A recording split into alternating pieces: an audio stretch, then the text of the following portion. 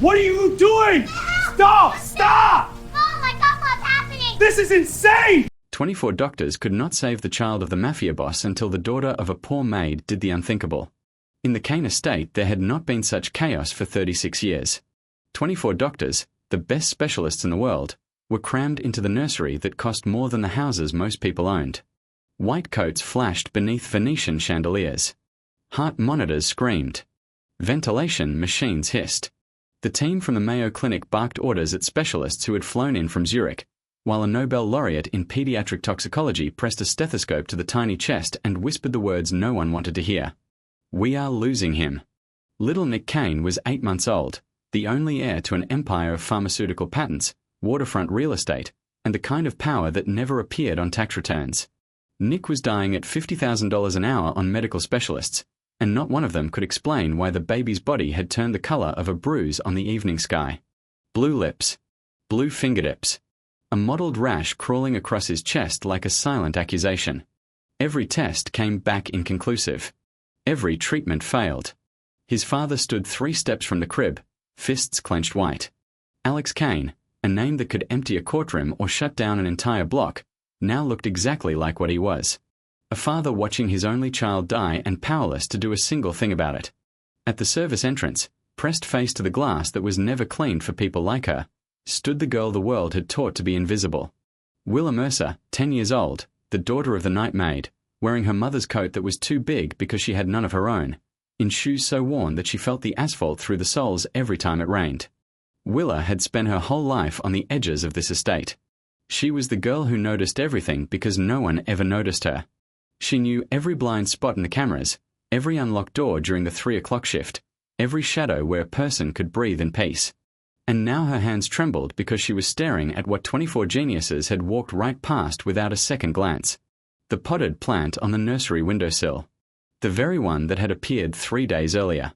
The very one that had left an oily yellow residue on the gardener's gloves.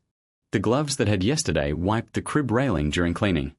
Her great-grandmother Dorothy Harlan, who had healed half the poorest villages in Appalachia with nothing but herbs and hands that smelled of lavender and wood smoke, had taught Willa to recognize that leaf before she had even learned to write her own name. Oleander. Every petal, every stem, every drop of sap. Pure poison.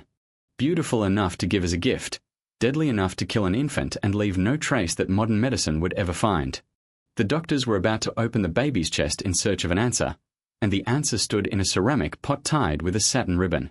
Willa looked at the window, then at the armed guards circling the perimeter, then at her mother's face visible through the kitchen door. Jane Mercer, 29 years old, a woman who had survived a husband who used her face as a punching bag and a world that treated her like furniture. A woman who had told her 1,000 times, "Stay invisible, stay safe, give them no reason to throw us out." Willa thought about what would happen if she was wrong. They would be on the street by morning. Her mother fired, blacklisted.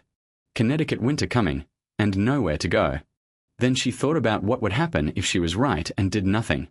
Her great-grandmother's voice struck her like a church bell. If you know how to save a life and you do not save it, child, you are no better than the one who took it. Willa tightened her mother's coat, took one breath that burned all the way down, and ran. What would you risk to save a life that the whole world said was not yours to save? If this story has already hooked you, hit like, share it with someone who needs to hear it, and subscribe so you do not miss the continuation, because this little girl has just run straight into a world ruled by power, blood, and secrets, and in the Kane estate nothing will ever be the same again. Jane Mercer had learned to become invisible long before she ever crossed the threshold of the Kane estate. She had grown up in a narrow valley deep in Appalachia, in a place that maps had forgotten to name and telephone lines had never bothered to reach. In a crooked wooden house wedged between 2 bare hills where the winter wind sliced straight through as if the walls did not exist at all. Her mother had left when Jane was 5, leaving behind only a pair of cheap silver earrings and the scent of cheap perfume that lingered on the pillow for a few days and then faded too. Jane had never known her father. She had never seen his face, never heard anyone speak his name, and she had never asked, because she understood that some questions carried wounds inside them. The woman who raised her was her grandmother Dorothy Harlan, a small woman with rough hands that always smelled of lavender and burnt wood. The whole valley called her simply Dot and turned to her whenever someone fell ill and there was no money for a doctor, whenever a snake bit or fever struck in the middle of the night and the nearest hospital was 3 hours away over dirt roads. Dot healed with herbs, with recipes passed down through 4 generations of women, with hands and faith and the patience of someone who had seen so much suffering that fear of it had long since left her. Dot taught Jane the names of leaves before she could read and write. She taught her to tell a healing plant from a deadly one by the feel of the leaf and the smell of the sap. She taught her that knowledge was the one thing no one could ever take away, even if they took everything else. Jane loved her with the absolute love that only abandoned children can give to the single person who never abandoned them. Then Jane turned 18 and Bryce Mercer appeared. He came to the valley to work for a logging company. Tall, blue-eyed, with an easy smile and promises of another life, a life with streetlights and grocery stores and a future. Dot looked at him with the eyes of someone who knew too many kinds of poison and said, "Jane, there are plants so beautiful you want to bring them inside, but touch them and your skin will blister. Remember that." Jane remembered, but Jane was 18, and at 18 everyone thinks they are different, that it will be different for them. Jane left with Bryce for a small town 4 hours away. The first 6 months he was gentle. On the 7th he hit her for the first time, a slap after supper because the food was too salty. Then he hugged her and cried and begged forgiveness, and Jane believed him because she wanted to believe and because there was no one else left to believe in. By the 10th month the beatings no longer needed reasons. Bryce hit her drunk, hit her sober, hit her when she spoke and hit her when she was silent. She hid the bruises under long sleeves in the middle of summer and told neighbors she had fallen down the stairs, though their apartment was on the first floor. When Jane discovered she was pregnant, she decided the child would change everything. Bryce looked at the 2 pink lines on the test, said nothing, took all the money from the drawer, and disappeared one Tuesday morning while Jane slept. He left no letter, no explanation, only 3 overdue rent notices and a bruise on her cheek that had not yet faded. Jane returned to the valley with her belly already rounding, 1 suitcase in her hand, and stood at Dot's door and cried for the first time since her mother had left 14 years earlier. Dot asked not a single question. She opened the door, pulled Jane inside, laid a hand on her belly, and said, "This child will be strong because its mother survived." Willa was born on a November night. Dot delivered her right there in the house. The snow was falling too hard to go anywhere, and the baby's first cry rang across the whole valley as if she wanted the entire world to know she had arrived. Dot taught Willa everything she knew, starting before the child could walk. She carried her into the garden, placed leaves in tiny hands, named every plant in a voice soft as a lullaby. Then Dot died. Willa was 7 when Dot fell in the garden one autumn afternoon, still holding a sprig of lavender, eyes staring at the sky. By the time Jane ran outside, Dot was already gone, quietly and peacefully the way she had lived. Jane buried her on the hill behind the house, stood at the grave with Willa in her arms, and understood that in the whole world she now had no one except the 7-year-old girl asking why great-grandma would not wake up anymore. 2 years later, when the money ran out and Appalachian winters spared no one without heat, Jane heard from an acquaintance that the Kane estate in Connecticut needed a night cleaner. Room and board included. A small child was allowed. Jane knew who the Kanes were. She did not ask questions. She knew only that for Willa there would be a roof and food, and for a mother who had lost everything that was enough to say yes.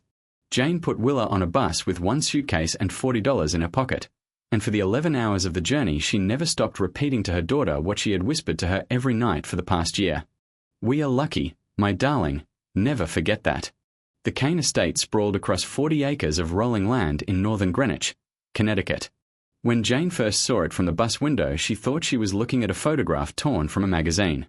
Wrought iron gates more than 4 meters high with the Kane family crest in bronze. A stone driveway curving between 2 perfectly trimmed rows of red maples. Gardens designed by a landscape architect whose work had graced the covers of 3 architectural magazines. An Italian fountain with marble angels pouring water day and night, though no one ever stopped to admire it. A pool shaped like the family crest. Tennis courts. A helipad. A garage for 12 cars, each worth hundreds of times more than the crooked wooden house where Jane had grown up. Jane looked at it all that first day and thought she had landed on another planet, a planet where people spent more on fountains than she would earn in a lifetime. But after a few weeks, Jane began to understand that the Kane estate was not only money. There were things not written in any employment contract. A soundproof room in the basement that no cleaner was even allowed to approach. A concrete tunnel leading from under the garage to the shore. Jane had seen it once and never again because it was hidden behind a revolving wine cabinet. There were more security cameras than windows, and men in dark suits with guns under their arms patrolled the grounds 24 hours a day, 7 days a week, with faces of people who had long forgotten how to smile. Jane asked no questions.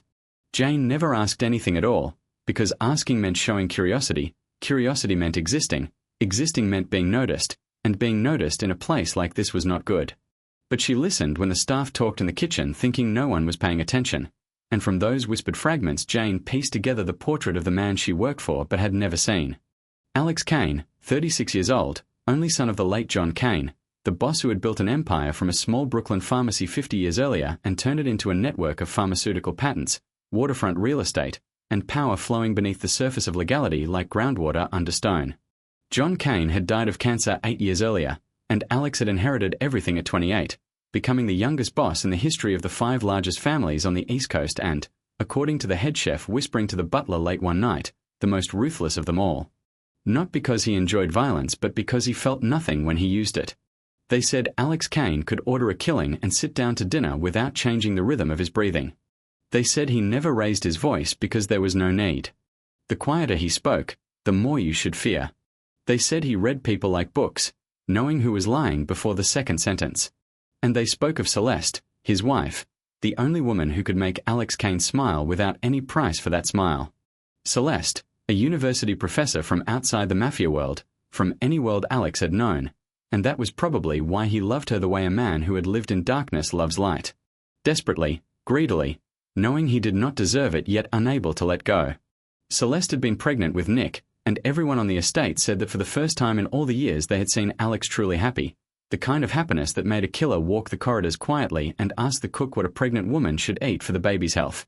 Then 8 months earlier, on the wet asphalt of Highway 95 at 11 o'clock at night, Celeste's car had been forced onto the median by an unidentified black SUV at 120 kilometers an hour. The police called it an accident. Alex called it a murder he had not yet avenged. Celeste had bled out in the driver's seat, but when the ambulance arrived her heart was still beating for a few minutes on the machines, long enough for surgeons to deliver Nick right there in the ambulance. The baby had screamed his first cry at the exact moment his mother took her last breath. From that night on, according to the butler speaking in a trembling whisper, Alex Kane had never smiled again. He had not cried at the funeral. He had not cried when he first held Nick. He had not cried standing at Celeste's grave every Sunday with a bouquet of white flowers that he laid himself, standing there 15 minutes and then leaving without a word.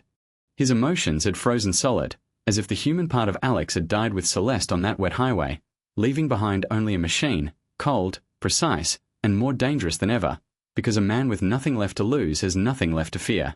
The only thing holding him back from the edge of that abyss was Nick, the 8-month-old son in the gilded nursery guarded around the clock, whom Alex watched through the cameras every night before sitting down at his desk until morning.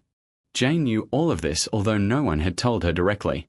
She listened, put the pieces together, and kept everything to herself, because that was how she had always survived. Knowing more than people thought and saying less than they believed possible. Willa first noticed Nick on a September morning 3 months before everything collapsed. She was walking to the school bus stop along the path behind the estate, the one her mother told her to use because it kept her far from the main family grounds, and through the nursery window on the second floor she caught a glimpse of a nurse lifting a tiny baby toward the early morning sun. Nick. She knew the name from fragments her mother had dropped when she was too tired to watch her words. That the child had lost his mother at birth, that Mr. Kane had hired a whole team of nurses rotating every 8 hours, that a nutritionist had been flown in from Switzerland to recommend the formula closest to breast milk. Willa stopped for 10 seconds, exactly long enough to see the baby reach out a tiny hand toward a sunbeam breaking through the glass. Then she lowered her head and walked on, because lingering was dangerous, and danger was a luxury the daughter of a night maid could not afford. But the next morning she slowed her step just a little as she passed that window, and the next morning, and the next, until stopping for 30 seconds to watch Nick greet the sun became part of her routine, as natural as tying her shoelaces or counting the steps from the house to the bus stop. 422 if walking normally, 380 if hurrying. She counted steps because counting gave her control over a world where she controlled nothing. Willa did not understand why she was drawn to this child. Nick had everything she did not.